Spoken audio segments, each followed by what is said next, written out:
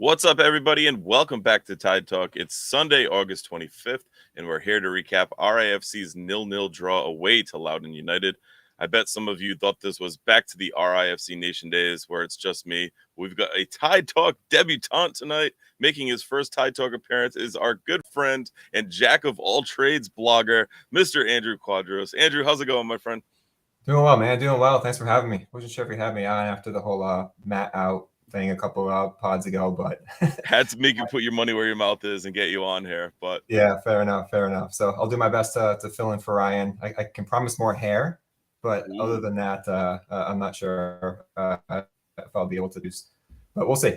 Yeah, it'll be all right. But we'll recap the 0-0 draw. Sorry, it's a boring one to bring you on for. But cozy up, crack a beer, and let's dive into this one.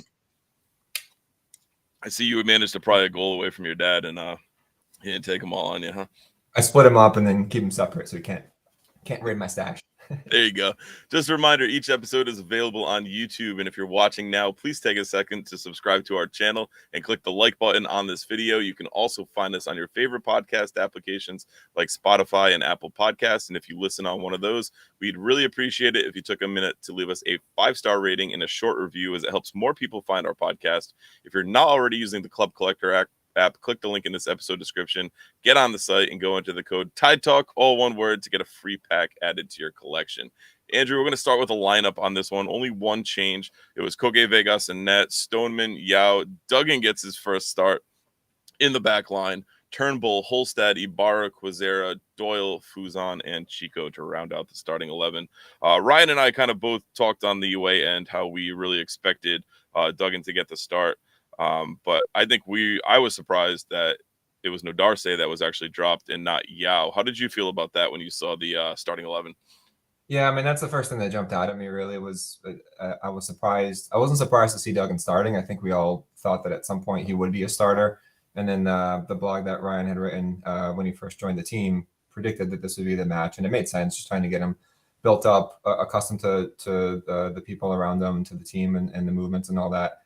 Just didn't expect it to be Nodarse. So I have two schools of thought here. One is there could just be some deference being paid to Yao, given the fact that he's been one of our most reliable players. He's played nearly every minute, aside from a game or two that he missed early on in the year.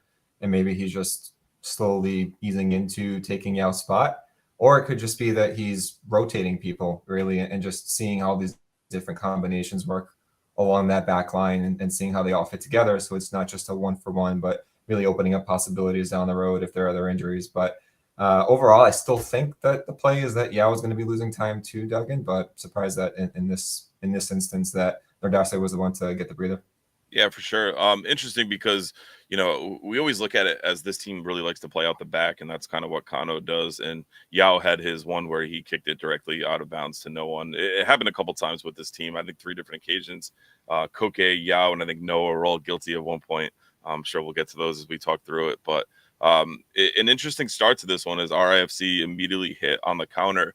It was a first chance right off the break. Chico was actually sparking this move, playing out wide, played a ball in towards Doyle that led to a quarter. One thing that we've kind of seen, I think a lot in the last couple matches is Chico's positioning has changed quite a bit. He's been out wide. He's not always in the box where we need him. We know he's that fox in the box type guy. But what do you make of him getting out wide and helping create chances from different areas? I think he's got a lot of skills to his tool set, and one of those is being able to drift out wide, to draw in defenders, to open up spaces for others. And considering how much Doyle moves around, and Fuson played in a bit of a free role, like I think he was kind of central to the left. So I don't hate the movement, because I think that they have struggled to really put the ball in a position in the box where that fox in the box can put it away. So I'm good with the movement. It seemed like it was more than usual, though, and maybe that's just him and Doyle trying to figure out how best to play with each other. Because I think for so long we've been seeing the Chico JJ pairing work decently well, at least in terms of the overall goals being provided to the team. And it hasn't really clicked since Doyle has come on to take that starting position. So I did enjoy seeing more movement. It just didn't really work out in the way that I wanted it to. For sure. It reminded me of early RIFC days where we were playing wing play and getting the ball out wide and hitting it in. And I think Turnbull did put some nice balls in. Quazera cut in a couple of really good ones too. But just not having JJ there to hold the ball up and bring it down, I think is a huge loss and difference with this team and the way that we play. We also saw Loudon right after that first start, right on the counter. They hit a good volley and just missed it. Duggan got beat on that one. It was kind of a dangerous ball across the goal. I think he was kind of shading too far centrally, maybe covering. Yao was way out, way up. But again, that's just, I think, center backs learning to play together. The next big thing that we saw was Clay shooting from almost the midway line in the eighth, which was always cool. I know we all say Clay's got a green light from anywhere. Tried catching the keeper off the line. I think it was actually a pretty good go. But early on, it seemed that we were really kind of putting our foot down, dominating possession, and creating some really good chances. Yeah, it was a frustrating start because it did feel like that was the case, but they weren't really having that translate into the goals. And it took a while, I think, for Loudon to really grow into the game. And you saw an opportunity there for Rhode Island to take that stranglehold, take the lead, and then have their way for the rest of the match. But they were struggling to do it. And I think what I found was in that first half hour or so, they really found ways to exploit kind of that middle of the park on the wings. And I think what Loudon was doing was really bringing kind of 4 people up on the press. And that really allowed the defense to kind of soak it in, get it to Koke, and then Koke exploited those sidelines and really allowed the team to attack and transition that way. But I think Loudon got wise to it about 30 minutes in, and that's when I noticed them really start to bring 2 people up, but they kept those wide midfielders further back to kind of take away that. And then once that got taken away, this is where I feel like Brown really struggled to get back into the game and really start getting that stranglehold that we were looking for early on. So that's what just made that first 20, 30 minutes even more frustrating that they weren't able to put the ball in. Right. I think we saw them kind of look to play similar to we did, like to hit on the counter. And like Matt Hand says in the chat, Duggan doesn't have the pace to track back that Nodarse has. I think he has a great nose for the ball, and he's really good in the challenge and one-on-one defending. But I do agree with that tracking back piece. But like you said, we had some great chances in the early going, and I think the best one was probably that 21st minute ball where Doyle advanced down the right flank and threaded in a beautiful ball to Chico, who absolutely skied it from right around the penalty spot. But this was just a great chance. And watching back this morning, I found this one pretty inexcusable that you don't at least hit the target there. Because if you hit the target, I don't think there's any chance that keeper is making a clean save on this one. There's going to be a rebound. There's going to be some kind of spillage, and hopefully someone else can even come clean up. But to sky that was really, really tough. It did take like a little bit of a hop, kind of hit his ankle, and that's what sent it over. But talk about that chance, Andrew, and your thoughts on it. Yeah, it did take a hop, but in fairness, I was rewatching the game earlier today, and I rewatched that little clip when the ball got to him 3 or 4 times, and it does go up a tad. But he's a striker. He put in 20 goals last year. I mean, that's the type that you at least need to turn into a shot on net, make the goalie save it.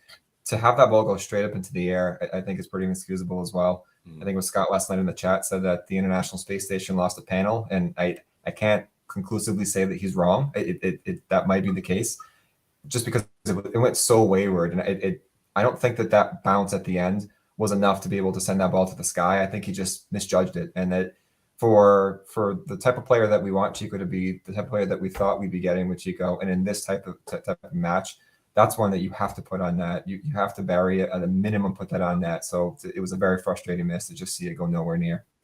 Oh, right on. Susan says in the chat that she thinks it totally screwed with our rhythm. Their team, the way they played.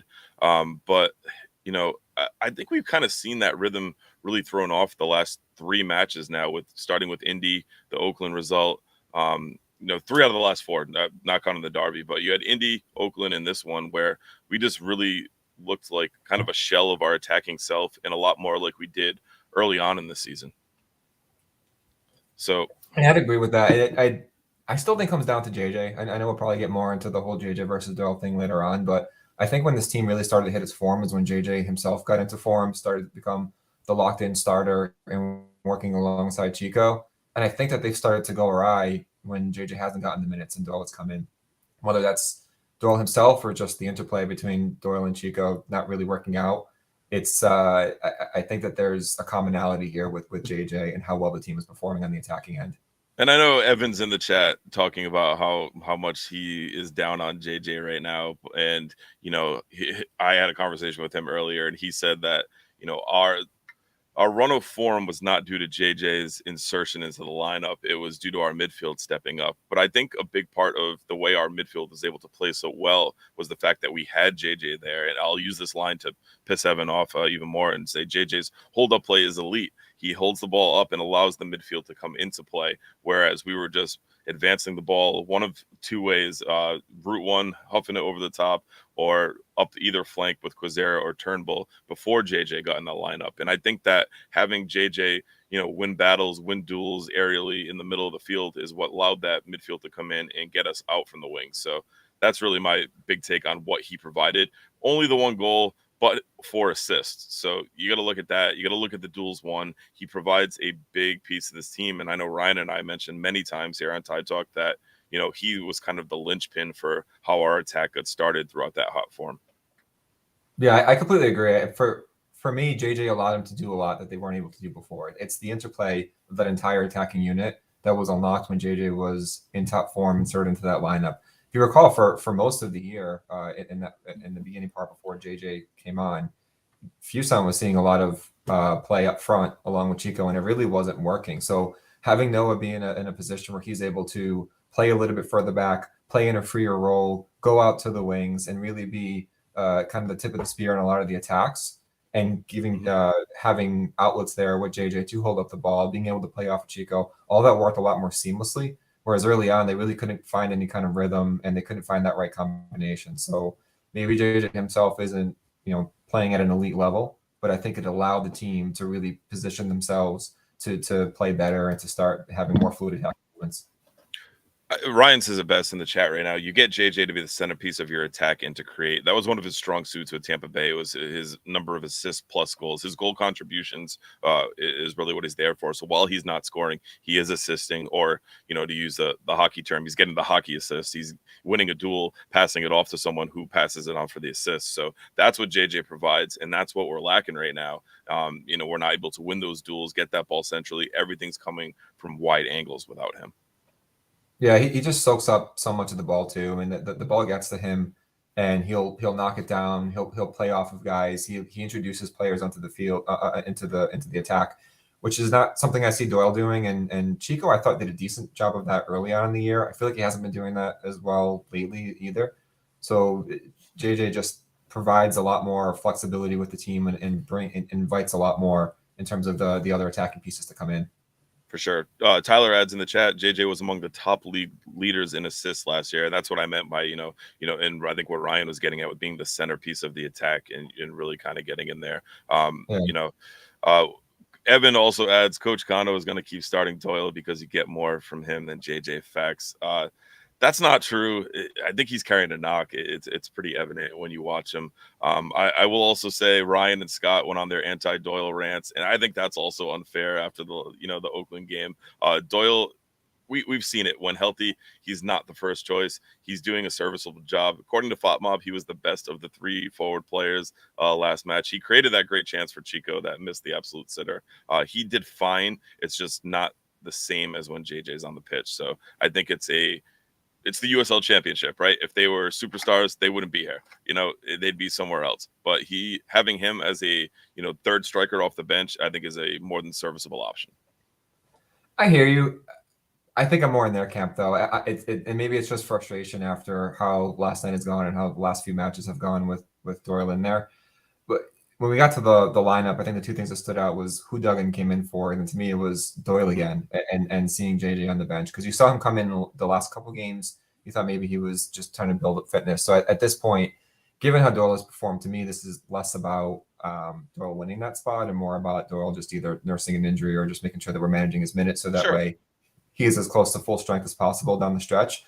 But I look at our forward play last night, and Chico included, and say they need to score. And the other pieces in the attack for Rhode Island, I don't think are quite creative enough or lethal enough outside of the the odd Clay banger, every 2 or 3 games. We can't rely on that, and there really isn't much more that we can rely on, especially without JJ there. So when I see Doyle really not doing a lot in terms of his finishing, like he brings the energy, he brings the pressing, but that's kind of where it ends for me. I was like, what else are you really doing? He's not really helping out Chico in the way that I would want him to. I don't think he's playing enough with the midfield to be able to create chances for himself. And then he had really 2 opportunities in this match that he blew, and then Chico had one too. So like, to me, the forwards have to be able to put the ball in the net because there's no one else doing it right now. I would actually say that, I think with the way the lineup was utilized and set up last night, that we saw Chico very wide and Doyle very centrally. I actually would have liked to have seen the flip of that. I would have liked to have seen Doyle wide. I look at that ball that he put in for Chico, that Chico skied. I think he is a better passer than he is finisher. So would not have mind him seeing him on the wing. And I think part of the struggle that you mentioned and alluded to there is we still don't know what Noah Fusan's best position is. Ryan had his where is Noah slides, and he played a great right wing back. We've seen him up top struggle. We've seen him in the 10 kind of, but it seems like it's different that he comes on as a sub versus when he comes on as a starter, and he plays different roles, and we still don't know. Yeah, he's a good utility player, and Clay is similar in a different sense, but with Fuson, I think he is so gifted, and I thought he was one of the more lively players last night. I think overall, looking at this first half, especially, they seemed a little tired to me. Like that ambition, I think that the drive wasn't quite there as we've seen in other matches, and maybe that's being on the road. Maybe it's something Loudon did to really slow them down. But I did think that Noah did a good job in keeping that energy level up and trying to put pressure on the defense. And I think with him, he just needs someone to play off of and to play with. And when he has that good interplay, I think that's when you really see him shine. There were a lot of times last night with Fuson where it just felt like he took too many touches, almost like he made a lot of good decisions, put himself in position to do the right thing in the end, and then took one touch too many, or just had a bad touch in the very end. And maybe that's more him feeling like I take more upon myself because there is no one there that is going to bury that. So it's good to see that he has that versatility, but it is strange that we're sitting here with 9 games left in the season and we still don't really know where his best place is. So it's interesting because Kevin says in the chat, Noah was off last night early on. I think in the first half, he was one of our better players. I thought he was just very active. He was all over the pitch. I had in my notes that him and Quizera really interchanged well. They replaced each other. They inverted really well and cut in. He was kind of the driving force, I felt, down that left central flank of advancing the ball and getting it forward and getting it to other people. But I think he kind of ran out of gas in the second half. But overall, I thought Noah's first half was really strong. I agree with that. When I was talking about that 4-man press that Loudon had early on, I think what that allowed for was additional space on the wings, but it also pinned our wingbacks further back. And what we saw was that they played with a 5-man back line for a lot of this game. Every time they went into the defensive phase in the game, they dropped into a 5-man back. And I don't know if that was their plan or if it was just the way that Loudon was playing with getting their outfield defenders up the pitch. Sorry, midfielders up the pitch. That it forced them back. But what that did do is it kind of created like a 5-3-2 coming out of that transition and into the attack. And then we saw Fuson, Holstead, and Ibarra kind of take that midfield role. So every time they did spring any sort of counter or transition, it was Fuson in particular on that left side that was cutting up the wing. And then as Quizera was getting back into the play, that he'd have a lot of those inverted runs. I think it's part of why we saw Quizera not really stick to the wing as much as we used to and take on defenders on the left side like we traditionally see. But it was good to see Fuson and Quizera playing off of each other. And I thought the two of them in particular played well with each other, but also were part of our attack throughout that first half. I really agree. Ryan raises a good question in the chat. Do you think we had a conservative approach to this one? I think so because of what I said earlier, where it felt like the plan was when we get the ball back, reset on defense, play with it in the back. And it's like they were waiting for Loudon to really start their press so they can soak them in to create that space in behind that first line. And then it was get the ball to Koke and have Koke send it out. And it worked. It worked for a good 25, 30 minutes. But once Loudon became wise to that, it felt like Rhode Island continued to do that, but to no success. There were many times where the ball would get back to Koke, and Koke would literally just stand there. Like he was just waiting. He wasn't doing anything with it. He was just waiting for the press to come. And then many times it didn't come, and then he would launch the ball out of bounds or just launch it up and hook it up, and then we wouldn't really be able to get much from it. So I was disappointed with the lack of adjustment to Loudon's adjustment to really do something else. I didn't feel like they had any other plan of attack outside of plan B behind the midfield. To your point about, the ball getting back to Koke and it being at his foot, I found that, I know we're still kind of divulging in the first half, but after the 60th minute or so, that happened much more frequently. And there was a lot of standing around while the ball was at Koke's feet. There wasn't players cutting into channels or making any kind of runs for him to play it to. And you made Koke either hoof it or play the short out pass to Duggan or Stoneman. And I found that frustrating. That was one thing I really took away. I counted it multiple times. You just saw Koke's foot on top of the ball or ball right at his foot, and there was just 10 men in front of him standing still. And that's what drove me nuts about me wanting to play out the back style. And I think that was purposeful. I think their idea was like soak it in, let that pressure come in and open up that space. But once that space wasn't there anymore, they didn't have any other plan of attack. To go back to Ryan's point, do we think it was conservative? I don't think so, because we came out from that first minute and looked to attack and looked to hit right away. We had the ball in and around the box early and often, and like Tyler added in the chat, the chances are coming. We just aren't burying them like we are in July. I have Coach said on Facebook, one of the comments, that we were, the biggest problem with this team right now is just not finishing, and it truly is. It's tough. It's we're getting the ball into good chances and just not converting like we were during that hot run. Yeah, it's not the case. So I think the next biggest chance we had after that, the Chico Sky, Clay had a pretty good chance from distance where he kind of cut back onto his right foot and then he just scuffed it to the keeper. It was like a low worm burner, if you will, that made it to him. But after those, it was a pass where he did the same thing too. Like he was in the middle. He underhit a pass. I know exactly what you're talking about.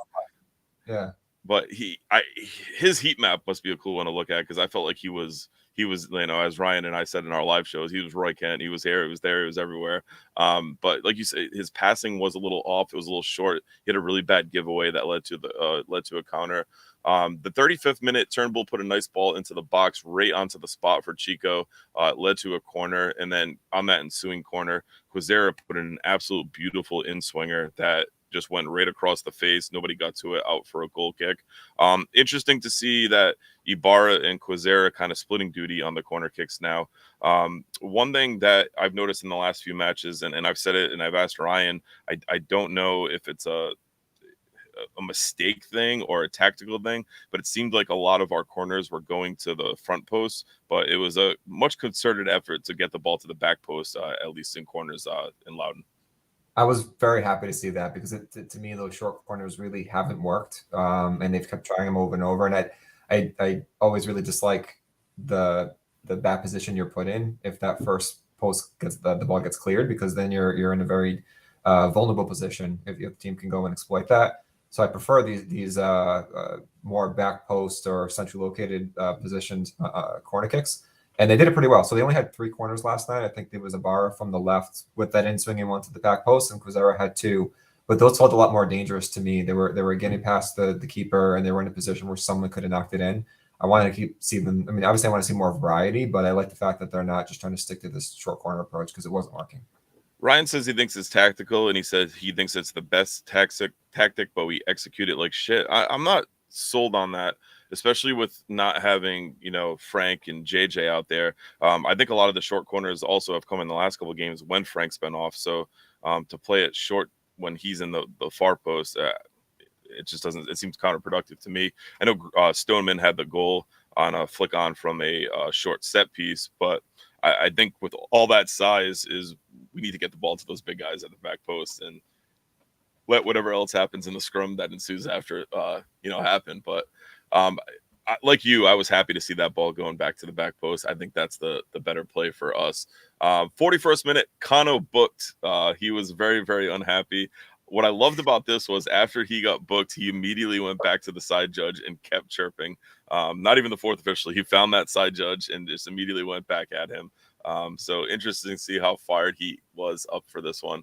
Right after that, there was a nice ball floated in towards the spot by Quezera that Doyle was just a little bit too late arriving to. I think a half a second earlier, and he would have at least had an attempt on target.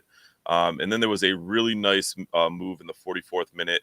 It was between Noah and Clay. It was beautiful one-touch passing. It sprung Clay free down the left center, who played it wide to Quazera. Then he put in a nice little ball to the spot, and Doyle followed in Chico's steps there, and he had his sky ball moment. But that was one of the best build-up plays we've seen from this team in the last couple of weeks. Just, again, that's been said on here and said in the chat so many times. We just can't convert right now. But my biggest takeaway of that play, if you rewind all the way to the beginning of that, it started with a pass from Yao that broke lines. And this is my whole take on Duggan, and I think a lot of people here agree. We want someone that has the capability of doing that. I feel like at least half of Yao's passes go to Koke. And then like another third go sideways. Like there are very few vertical passes. Every once in a while he sends a good long ball in, but in terms of on the ground passes that break lines in the middle of the field to help spring attacks, he almost never does it. In this play, he was in the central defense. He sent the ball over to Holstead. Holstead immediately turned around, sent it to Fuson. Fuson one time to back to Holstead, and then that sprung the attack. And that's a lot of what we haven't seen in terms of build-up play, line breaking passes, that I'm hoping that we can get more of it if Duggan is in there instead of Yao. But when Yao was there, it just all the defenders know which direction he's going to go in. It's either going to go sideways or it's going to go back. So I'm hoping to see more of this, because I think it was a very dangerous play. It was very fluid. They moved up the field really quickly, but it was all on the ground. And that's what you want to see more of, instead of just trying to, dump stuff to the wings and just huff it into the middle and hope for the best, because they really haven't done, outside of Nadarsa, they really haven't done a good job of finishing up those crosses. So these are the type of plays that I want to see more of from this team.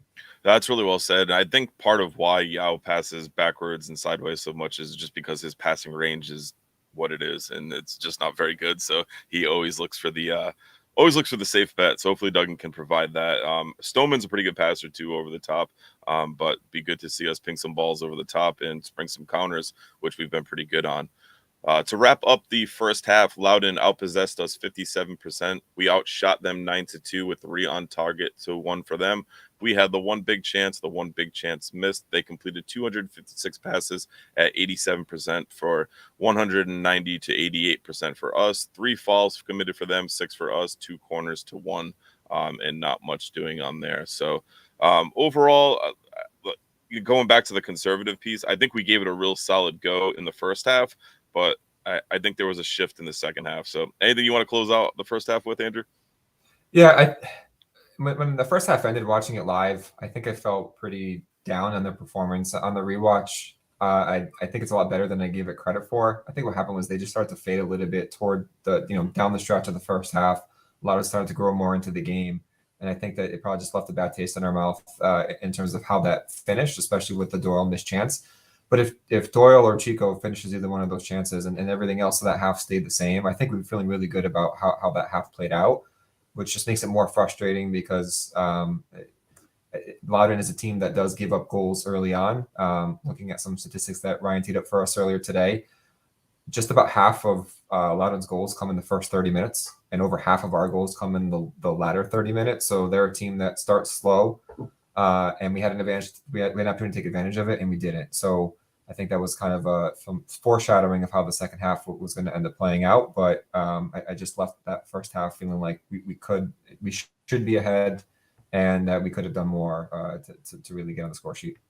Right. Tyler says first half stats were in our favor, full time not so much. Well, it was interesting because I thought the possession was a lot closer in real time watching it than it was. I'd have to check with Ryan on this, but I would assume field tilt was a little bit better in our favor, because it seemed like the chances were going better, and Loudon was kind of doing the Yao passing, as you said earlier, a lot of sideways, a lot of backwards passing.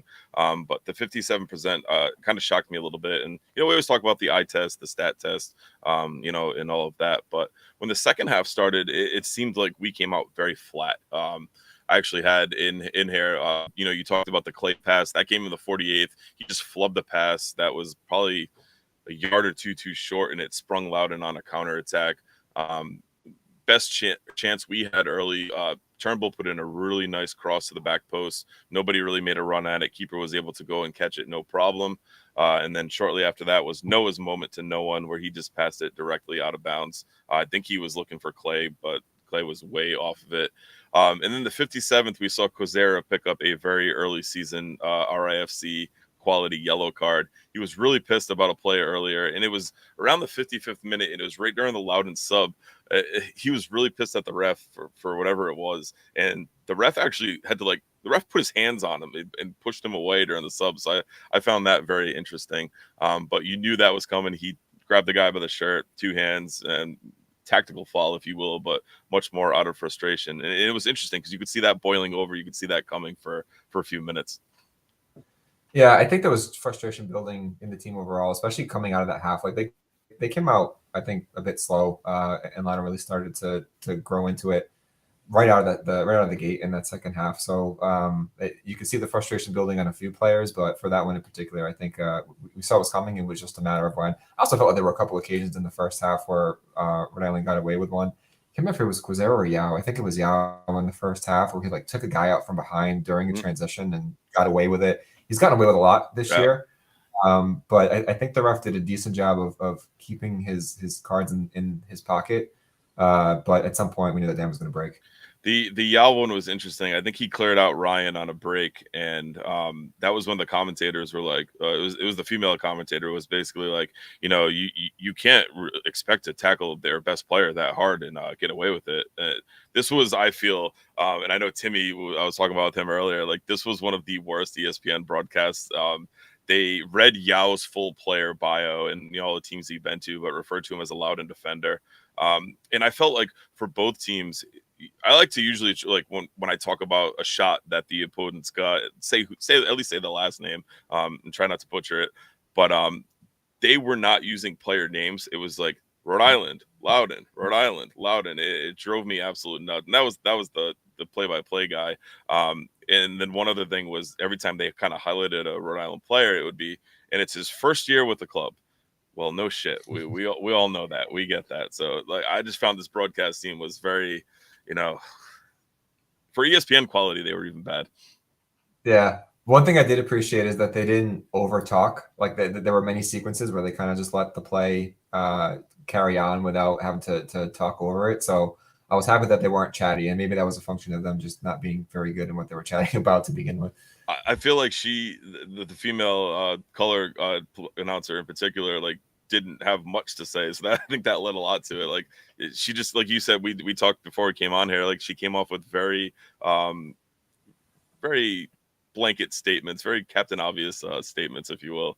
Yeah, kind of like the John Madden, meme of just calling out whatever's obvious. That's what I felt like we got a lot from her. And my favorite one, I'm still a little confused on these broadcasting partnerships that are here for all these USL games. Like I think they tend to follow specific teams. Like I think when you watch a certain team and it's the home team, that's the broadcast team that you typically get, I think. Yeah.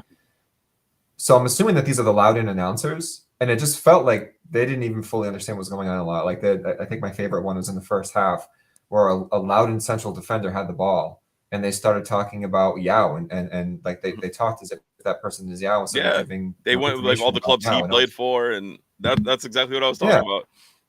Oh, it's like the furthest outfield player from Yao, and they're talking about. It just made no sense to me, and I can understand it if it was the other team, but like that's the home team broadcast, so it was very odd.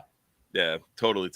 Back to the action. 59th minute after we saw Kozera booked, we saw Loudon play a looping ball into the back post. Koke made a pretty good save, kind of cleared it off the line. It was like one of those slow floaters that came in.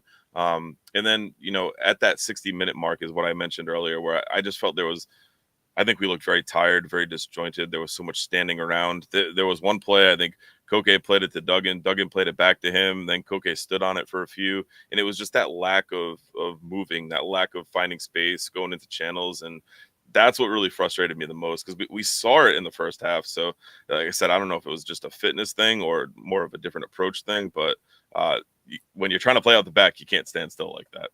Yeah. It was frustrating. It felt all too lackluster. It didn't seem like there was a ton of ambition. They looked tired. They looked a bit uninspired. And I don't know if that's just, the ups and downs of a long season and they're just in a tough stretch here. But I remember earlier on in the year, me having thoughts of going into the second half, it always felt like they came out slow. And I always wondered, like, what exactly is kind of saying to his guys at halftime, is he adjusting? Because it felt like there was a long stretch of the season where the second team, coming out into the second half, the other team would get on top of us, and it would take us a while for us to grow back into the match, which is really required for us to have a lot of those late game heroics. And this felt like another example of that, where we felt like we were in possession or in control of the match in the first half. It started to fade a little bit into the first half. We go into halftime, come back out. Doesn't seem like they made any adjustments, and then Loudon's right back into this. And I think around the 58th minute mark, he had that crazy exchange where Loudon really should have scored. The guy just like absolutely blows a great chance right in front of Koke. Koke just swats at it like it's a fly. And then there was, I think it was Stoneman. I couldn't tell if he got a hand on it. He almost took, I think he took out a guy. There was a whole weird exchange that happened there. And at that moment, I'm just like, they just don't seem into it right now. Like, what's going on? Right. It's like that ball like froze on the line. Like it just stayed still there.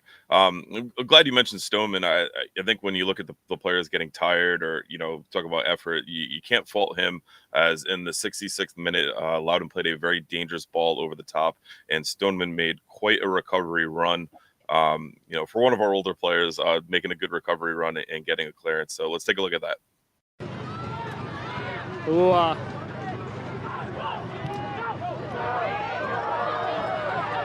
Abakura and a foot race with Stoneman. Stoneman will win this battle. So just a great effort there from Stoneman. Love, him getting it, kicking it out. And it went off for a throw, not a corner, too, which is even more impressive, as he was in a foot race. Love him picking up the player, too, being like, yep, I got you there. But one of our better defensive moments of the night, at least. Yeah, I think that the defense showed pretty good effort all night. And as they started to get into a point in the match where they were just sending the balls forward, even if they were able to gain that possession, they weren't really putting together streams of possession that really allowed them to establish a foothold. And I think what we saw in many cases is Loudon kind of taking the ball and then running right at our defense, and we were in a vulnerable shape in a lot of times. So I think we saw a lot of tracking back done by Yao, by Stillman, and by Doug, and then they did a pretty good job of managing all the situations. So Ryan says it in the chat here, with Stoneman showing that kind of athleticism, I don't see how he couldn't play central center back, as you gain his passing is very well. I know Ryan and I have both kind of alluded to what we'd like to see as the back three going forward. What's your ideal center back trio to roll out there to start a match, Andrew? I think I'm on the same page as you guys. I think it's Stoneman in the middle. He's shown that he can be that central rock. He has the speed. He has the passing ability. And then you have Nadarse out on the right, and then Doug out on the left, and him with that great left foot. He has good hold-up play. I think he had a couple examples last night, Duggan did, of just being calm in possession with players around him. And he played a very solid game defensively as well. So to me, I think it has to be that. I think that Yao, purely as a defender, is probably slightly above Stoneman. But I think that for the way that Kano plays, this style and what he's looking for out of his back line, I don't think there's a big step down in that department. And I think he brings so much else in that central position that I think he's the one that really needs to be at the center there with the Darcy and Duggan flanking him. 100%. I agree that, and I also think that, Stillman's experience is what might have him slightly ahead of Yao right now. His positioning is much better. His passing is obviously way better. But that veteran presence, that veteran leadership, and like Matt Hand said, he's been really solid since coming back from injury. One thing that I've also noticed, and Ryan says, get an organizer in the back who has played with Koke too. Duggan was a very good organizer. I tried to watch him a lot off the ball and doing my rewatch, and he was constantly talking, directing with his hands. So cool to see that we brought in another vocal center back, and it'll be interesting to see how this rotation plays out and how it gets going. Because like I said, I don't think that might have been it last night. I think it was harsh on Frank, and I think it'll be interesting to see how that plays out. And Coach Almeida says in the chat, Gavi and Duggan played at Marshall together, and Noah and Stoneman as a CDM. So there is some familiarity between these players, and we know that's what Kano likes to do when he's bringing in people. So be interesting to see how that all plays out, and how injuries progress and the way things go forward. Next up, we had in the 70th minute, a Chico soft left-footed chance, ball passed into him, just kind of tapped into the keeper. Again, Golden Boot, MVP, somebody you want to see do a little bit better inside there. 79th, we had a diving save from Koke. I thought Loudon took some really good chances from outside of the box, and I think they were afforded that just due to the fact that we were playing awful out of them. So, we got to close down players. We got to do a better job with that. But luckily, Koke was up for it throughout this one.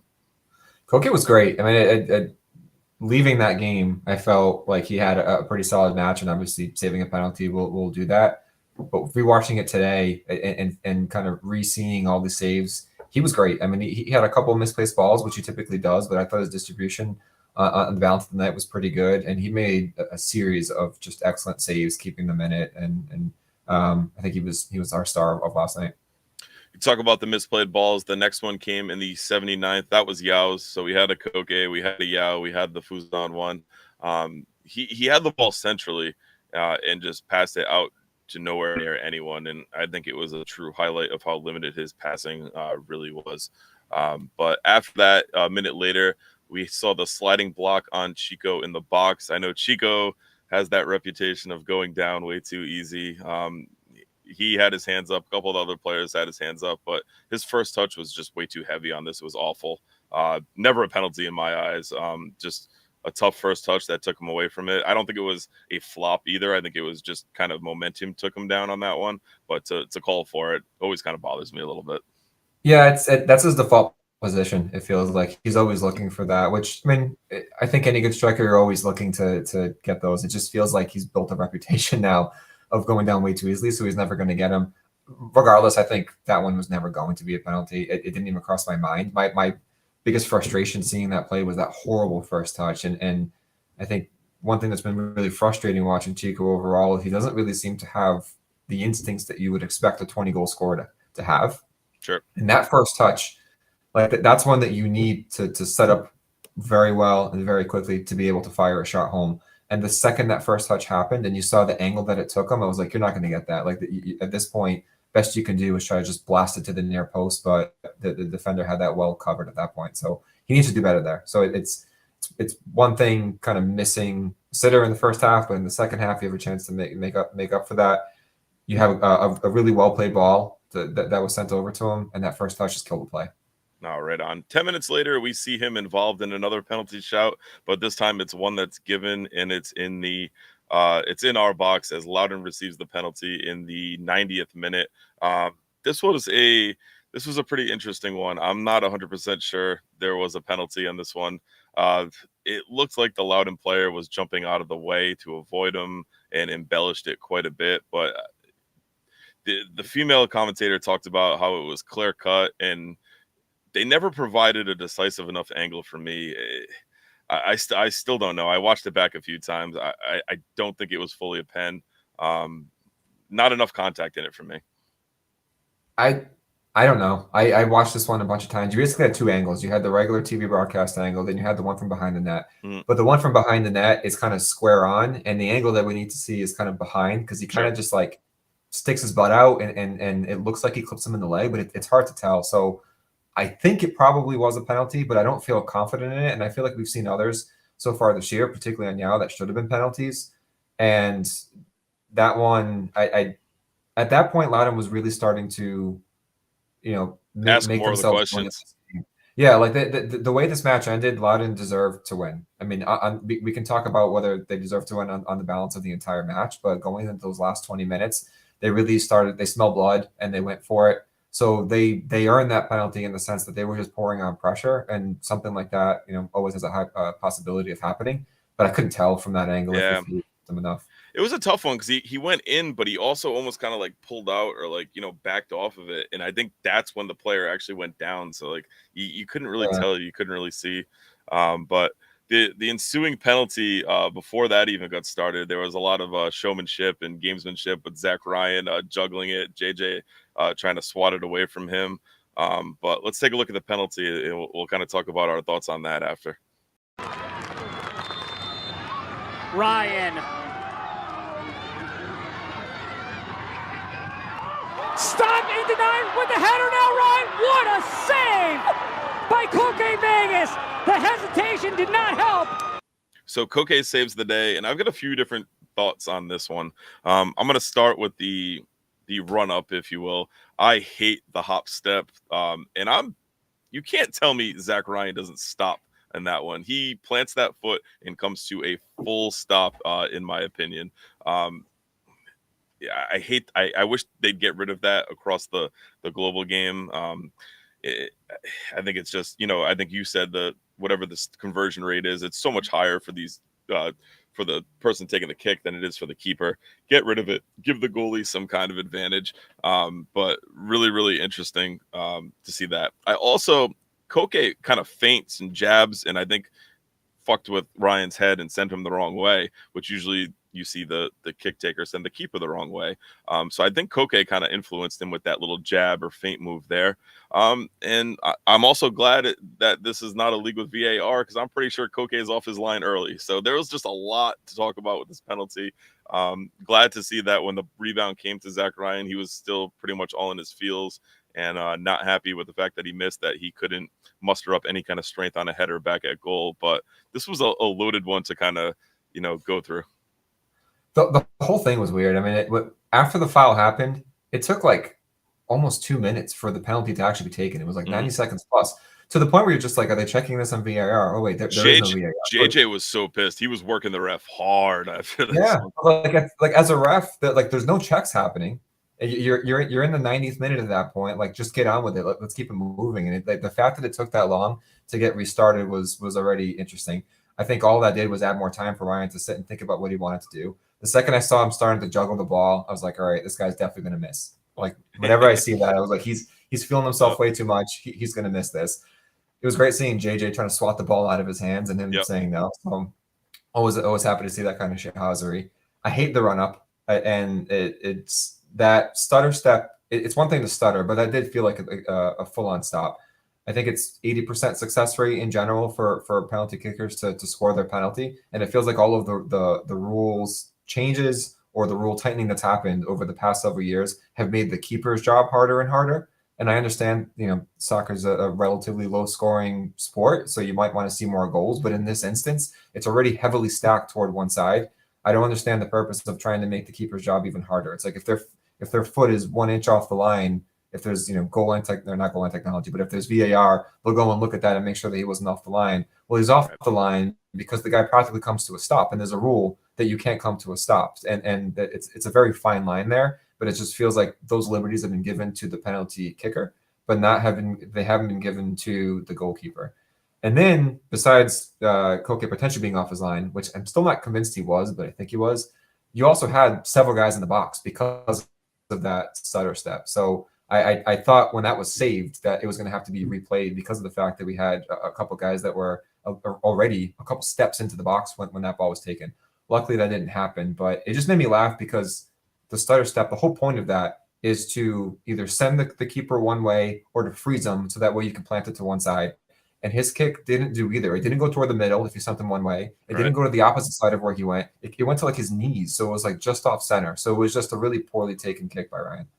I think Tyler absolutely nailed it in the chat. Whole sequence was peak USL. I think from the call to the penalty take to everything that went on there, the encroachment, whole peak USL. So he also added that Andrew is cooking tonight. So loves your take on that one.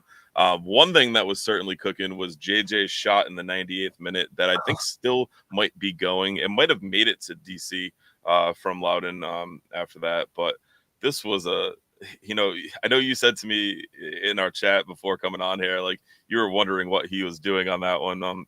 This is a number 9 who is out of form, not scoring goals, not getting playing time, maybe carrying a knock, maybe carrying an injury, but this attempt was something else. It was from way downtown. I think he was on his other foot. Like they were starting to transition into the box. He had options available to him. You're in the last phases of the game. I don't know what but he didn't have a prayer scoring from there. So it just almost felt like he, just felt like he just need to blast it and just see what happens. I don't know if he had tired legs at that point, but it was a major head scratcher. I don't know what he was looking at when he decided to shoot that ball. Like if Clay wants to do that, fine, he gets full reign. Even for Clay standards, I was like, I don't know that you should be taking that, but I feel like you can. Well, Clay had his earlier ping from halfway through in the first half. Yeah, exactly. And as Ryan's saying, we had numbers. Like we were in a transition. We had guys flooding forward. We were in the dying moments of the match, and to just see it die off because he decides to send it from way downtown like he's Steph Curry. Like I don't understand what he was thinking there. Right. I think it's a hit it and hope for a player out of form, or like Ryan added, clearly a frustrated player take going on there. Just absolutely tough to watch. Coach Almeida says he was trying to out for the Commanders. He didn't get the memo. So trying to hit that field goal. I think he was trying to hit the field goal in DC, but just an interesting one. JJ wasn't done as we had one more minute of play. He picked up a yellow card for a slap to the face that we saw a Loudon coach get tossed for his reaction in it. The Loudon player, I thought this was hysterical and just kind of peak soccer, rolled around like he had been shot in the face. And then popped up and immediately removed his hand from the face to scream and yell at the ref. There was no mark on his face, no red, no nothing. But that whole exchange, I think, was also peak USL. The coach also went and sat back down on the bench. I don't know if he didn't know he got red carded or if he was just like, "Fuck you, I'm not leaving." But another one, you see stuff like this on VAR, and you actually see the players get red carded for this. So again, I'm glad we don't have VAR in this, but it was kind of a funny moment, just the way peak USL, as Tyler said, the way everything played out with this.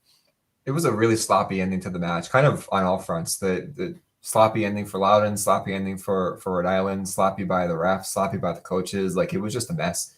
And I think calling out another one of Scott's chats from last night, I feel like there was more extra time added within the extra time of stoppage time than there was in the first half for the full 45 minutes. Like, he just couldn't get control of the match. Everything was getting dragged out. And then I also felt like he just added probably more time than he should have. It's like the game just kept going. I agree with that. It was almost like both sets of players wanted it to end. The ref wanted it to end, but I know maybe he didn't want it to end, but it just kept allowing things to happen, which kept it going even longer. Right. And the way that match was trending at that point in time, it just felt like the game was broken and Loudon was the one that was like it for the last 10, 15 minutes. They were the more likely to score, and it was going to be Loudon. So I was just, waiting for that whistle to blow. For sure. Final stats for this one. We lose the possession battle 51% to 49. We outshot them 15-9. 3 shots on target, 4 on target for Loudon. 3 big chances for Loudon, 2 for us. 3 missed, 2 for us. 432 passes at 85% for Loudon, 416 at 86% for RIFC. They committed 7 fouls to our 14, 3 corners to 2. So again, heavy on the fouls. On this one, kind of got back to some of those early day RIFC vibes with the fouls, the wing play, and all of that. But I think in the first half we had a proper go, and I think in the second half it was very limited at what we did, whether it came out of gas, whether it was tactics, just not it in the second half. Tale of two halves, if you will. Yeah, I think it might have been all of the above. I mean, when I was looking at the stats on the shots, we had 15 shots. I think it was 9-2 at halftime. And I remember it was like 10, 15 minutes into the second half, and we still were stuck at 9. We ended up with 15, but only 3 of those were on target. And 9 of those shots were were in the box, but 7 of those shots are blocked. In other words, we were taking shots, but they were all like from close range with a bunch of bodies around us. Like, none of them really had much of a chance. Oh, right on. We're going to hit the socials now, get a couple of people's takes on the good, bad, and the ugly, as well as RIFC in 3. We're going to start into the Defiant 1636 Discord. Taris has his good. The effort was there. Bad, too many chances. And the ugly, not capitalizing on any of those chances. Tyler's good is Koke. His bad was 0 shots on target in the second half. And the ugly is Hartford won. Hartford beat Louisville. So, yeah. Matt Hands, good, 1 point on the road. Bad, couldn't take our chances. Ugly, penalty kick. I think we spent our time on that and definitely agree with Matt. Tyler adds his RIFC in 3 must-win games. These mid-table, teams close to you in the point total are 6-pointers, and it's one you hope to get all 3. It's good we didn't lose. We definitely got to win the home leg of this one, at least as far as I'm concerned. Kevin has good, Koke, bad, RIFC not finishing, chance after chance. Ugly, RIFC's collective performance on the night. Sweater Girl has good saves by Koke, bad, missed score opportunities. Ugly, too many close calls, in parentheses for both teams. RIFC in 3, don't lose focus. Joe Perrin has Koke's performance as his good, yellow card collection as his bad. His ugly was the shooting accuracy, and his RIFC in 3 was needed all 3. Raphael has his good, Koke, per usual. Bad, RIFC needs to capitalize on chances. Ugly, the game overall, boring and looked like a Sunday league game. I totally agree with that. the quality, the finishing in the final third was really, really tough. Really, really tough. Ryan had good, Koke bad, not capitalizing on first half chances with Loudon being slow starters. Ugly, our current form feels like we've lost a bit of the positive momentum of June and July, where it looked like we might be pushing for a home playoff spot. RIFC in 3, win, baby, win. Andrew, you had another missed opportunity as your RIFC in 3. Koke is the only answer for good. Our forwards, quote, finishing abilities. Ugly, RIFC looked out of sorts, tired, and disjointed for sure on that one. Our guy Nateski had good, draw kings, bad, not scoring first. Ugly, Kano getting carded. In 3, new streak continues. Matt Hands also threw in an RIFC with Doyle is decent. And Kevin, our friend, Fluffy Cahog Boy, had RIFC in 3, finished the opportunities. To head to Twitter, Evan at Terminator0725 had good, control the match. Koke is God. Bad, offense was poorer in the second.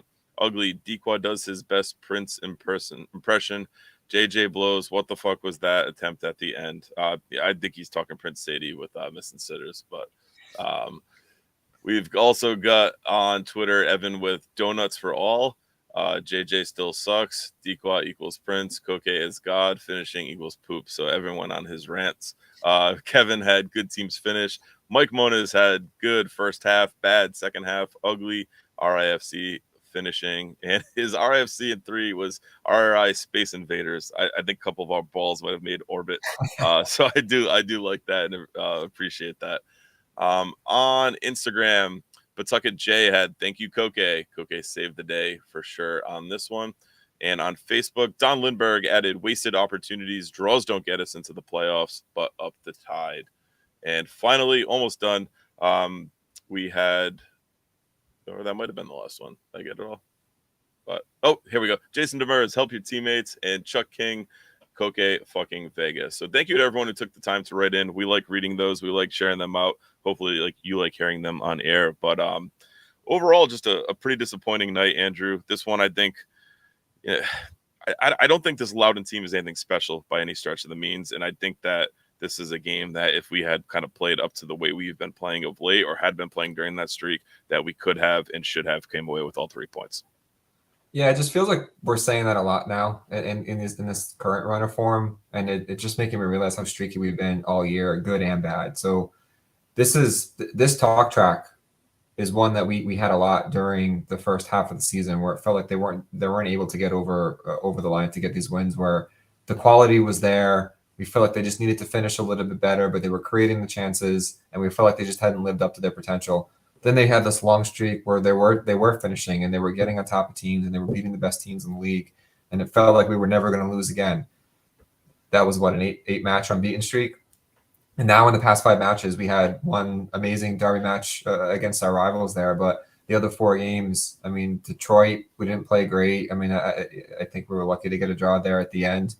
You know, Indy was what that was. And then we had Oakland, we were the better team, but didn't come out on top. And now Loudon, where we need to finish our chances to put the game away early. So we're starting another bad streak here, and I'm hoping that we can turn this around before it's too late, because we need to be in a good run of form here to rack up enough points to get into the playoffs, to get into good positioning, and then to be in that good run of form when we get into the end of the year. And credit to Susan, who made a point, I think it was earlier today. I felt like earlier in the year, our home form was not great and our away form was better. And it feels like it's completely flipped over the past 5 to 10 games or so. So they look a little bit tired in these away matches, and I'm hoping some home cooking next week will do them well, and that will set them up for this final stretch. I think that's well said. One more point I want to just talk about in the chat. Ewan says, I'm going to be real. Loudon is generally a damn good team. Watch their match against Tampa. I think Loudon and Tampa is kind of like us in Louisville. I think Loudon is just Tampa's bogey team, and I think we're Louisville's bogey team, and it is what it is there. But overall, I think Loudon's a good defensive team, but they were there on so many occasions, and I think we could have scored 2, if not 3, heading into the break, and could have been a much different game if we were up at the half. But overall, yeah. I mean, it's not a total loss. We did get the 1 point. So like you said, we got to go beat them at Bern. One thing I'll give this team credit for is that we say that a lot about the other team, where we leave a match thinking they're not as good as we thought they were. And I think that's partly with how Rhode Island plays. Like, they're tough to beat. I mean, there's a reason we have so many draws, because teams are having a hard time really breaking us down and beating us. So I think in a lot of these, there really aren't many teams that scare me that say we can't beat. It really just comes down to which Rhode Island shows up on the night and whether or not that draw is going to turn into a win or not. Oh, for sure. Be on the lookout on all of our websites, on our socials, for Timmy's player ratings, for Matt Hand's post-match beacon, the Call Hog Corner tomorrow night. Tune in. I know Kevin's fired up, but we got a lot of content coming out in the next few days. We got Birmingham at home next Saturday, and we'll have some pre-match content as well. If you're not already signed up to the newsletter, make sure you do that so you get everything kind of wrapped up in a nice spot in one place. Ryan's doing an awesome job with that. He's writing some awesome headlines too. I know people like that. But this has been a fun one. You've made your debut, Andrew. How do you feel? Feeling good. This was fun. It's always good to talk footy with you guys. Happy to jump on at any point in the future too. Hopefully I didn't Wally Pip Brian, which was I think his concern, but I think his job is safe. But it was a pleasure to be on here. So appreciate you having me on. That'll be good. We'll definitely have to do, I know it gets kind of a little convoluted sometimes with more talking heads, but, add on, have a 3-person, have a 4-person, and just get some really, more conversation going. And it only helps. I know everyone who comes and stays for these just can't get enough of the content. And that's pretty much what it all is. So you've done a lot of awesome job in the chat. So really good job, Andrew. Thanks for tuning in. I think it was the Bear. Yeah, it must have been. Can't go wrong when I got a goal in my hand. All right. So like I said, tune in to the Call Hog Corner tomorrow night. Make sure you subscribe for all of our blogs. Follow us on all the socials so you don't miss anything. But that'll wrap things up for this one. Remember, Tide Talk is more than just a podcast. You can find us on Twitter, Instagram, and Facebook for daily social media content. Click that link in this episode description to follow all of our accounts. I've been your host, Matt, for Andrew making his debut and joining on the Tide Talk pod. We thank you for joining us, and we'll see you next time. And as always, up the Tide. Up the Tide.